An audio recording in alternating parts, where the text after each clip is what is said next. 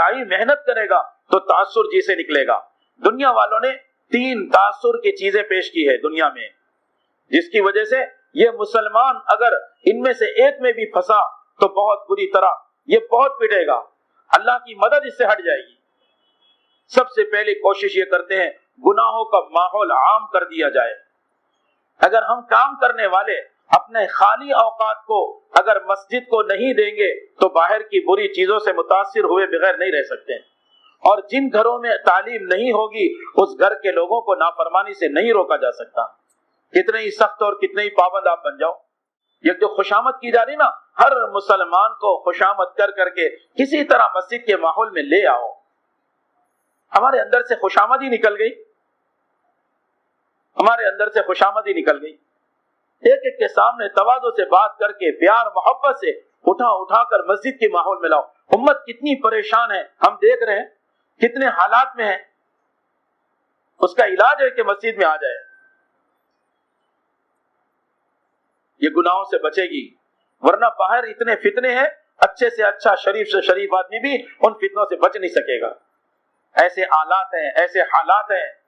رسول اللہ صلی اللہ علیہ وسلم نے ارشاد فرمایا قیامت سے پہلے ایسا وقت آئے گا، ایک صبح آدمی مومن ہوگا اور شام ہوتے ہوتے آدمی کافر ہو جائے گا۔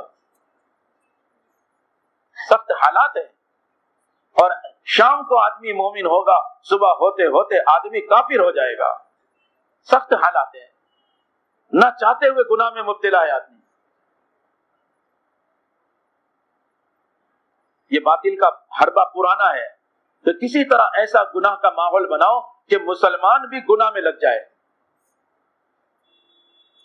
حاجی صاحب فرما رہے تھے کہ حضرت جی مولانا الیاس صاحب رحمت اللہ علیہ کہتے تھے کہ تمہارا جو گشت کا دن ہے، خصوصاً ویسے تو گناہ کرنا نہیں، نافرمانی کرنا نہیں، لیکن جو گشت کا دن ہے اس دن تو تم اپنے آپ کو ہر نافرمانی سے بچا لو، تب تو تمہارا گشت مؤثر ہوگا، ورنہ تمہارے گشت کا اثر نکل جائے گا۔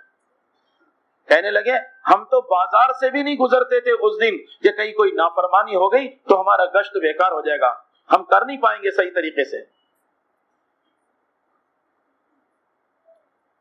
تو یہ گناہوں کے ماحول سے نکالنا، حضرت عبداللہ ابن حذافہ سہمی رضی اللہ تعالیٰ عنہ ان کو لے کر وہ اپنی جماعت کو لے کر روم گئے، اتنا لمبا سفر کیا، حضرت عمر کا زمانہ ہے، وہاں جا کر انہوں نے کام شروع کیا اور وہ بادشاہ نے ان کو پکڑ لیا۔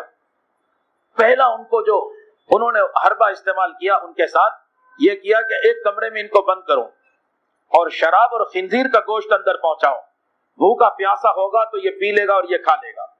لیکن وہاں تو مشق تھی نا، مشق ایسے مضبوط تھے، ان کا تو خیال بھی نہ جائے ادھر جان دے دیں گے، ان کو نہیں حاصل، ہاتھ نہیں لگائیں گے۔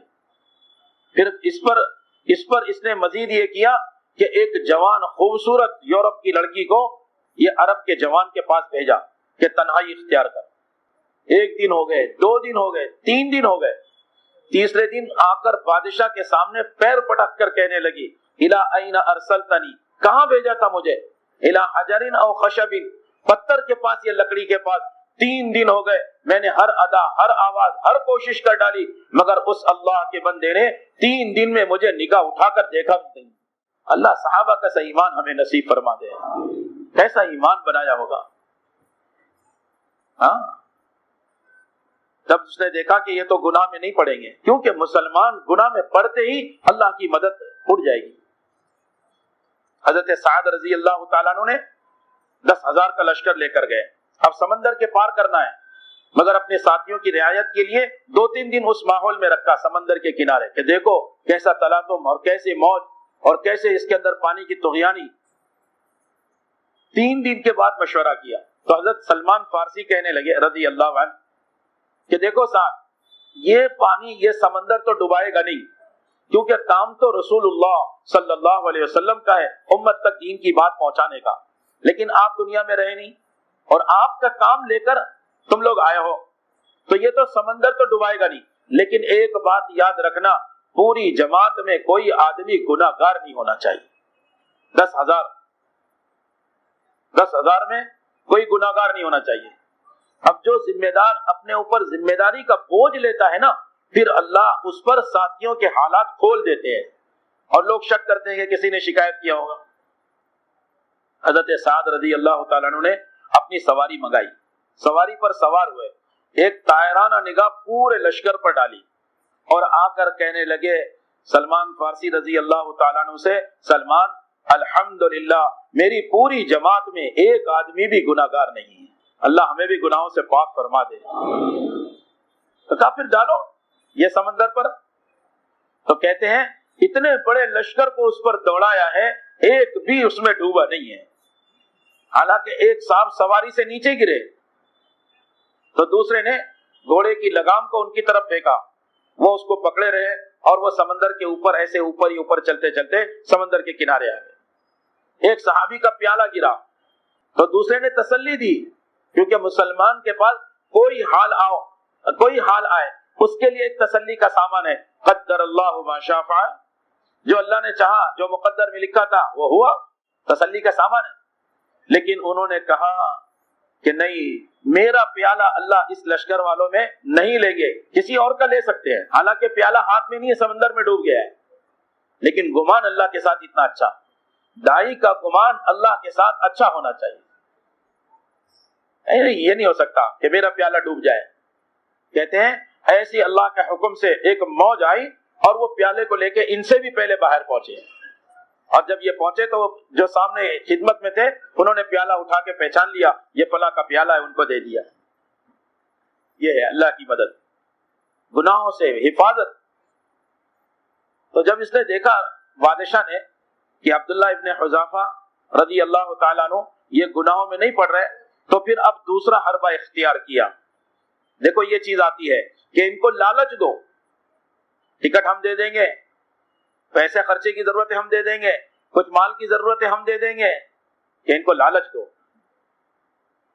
لالچ تو کیا لالچ دیا کہ دیکھو میرا اتنا بڑا جو ایریا ہے، پورا علاقہ ہے، اس کو میں برابر ناپ کر آدھا تمہیں دے دوں گا، آدھے پر تمہاری حکومت ہوگی، آدھے پر میری حکومت ہوگی، اور میں تمہارے لیے خوبصورت سے خوبصورت جوان لڑکی تمہارے لیے تلاش کر کے تمہیں جو ہے اس کے ساتھ نکاح کرا دوں گا۔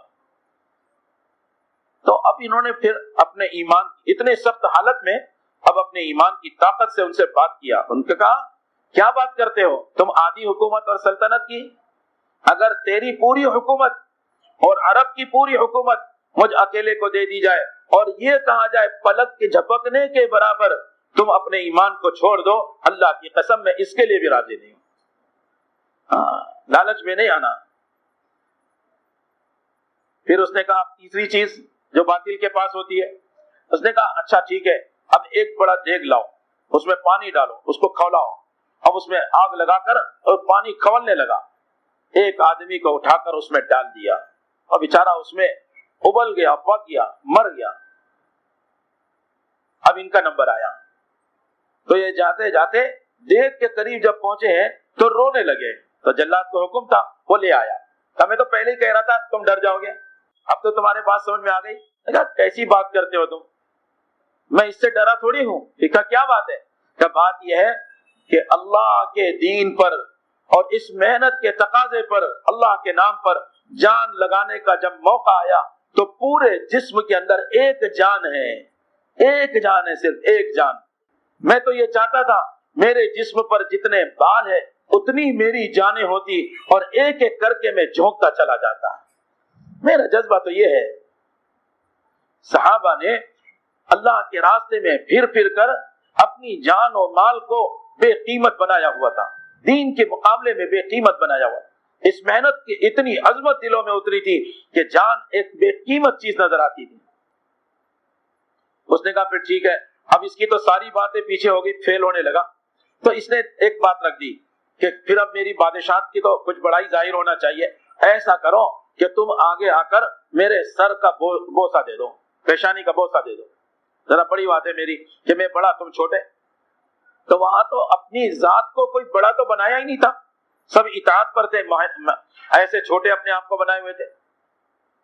تو انہوں نے کہا اب مسئلہ آ گیا اجتماعی، کہ نہیں میں اپنی جان کی بات نہیں کرتا، اگر چھوڑنا ہے تو میری پوری جماعت کو تم چھوڑو تو میں یہ کام کرنے کو تیار ہوں، اپنے آپ کو چھوٹا بنا لوں گا تھوڑی دیر، کیا حرج ہے؟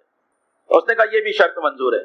اب پھر یہ آگے بڑھ کر پیشانی کا بوسہ لیے اب پوری جماعت کو لے کر واپس مدینہ منورہ تشریف لائے، کیونکہ کارگزاری تو مرکز میں ہوگی اور اجتماعی ہوگی سب کے سامنے۔ اب جب کارگزاری سنائی، حضرت عمر رضی اللہ تعالیٰ اپنی جگہ سے اٹھے اور آگے بڑھ کر ان کے پیشانی کا بوسہ لیا اور کہا تم سب پر واجب ہے کہ تم سب آ کر ان کے پیشانی کا بوسہ لو۔ دیکھو اللہ نے عزت کیسے بڑھا دی۔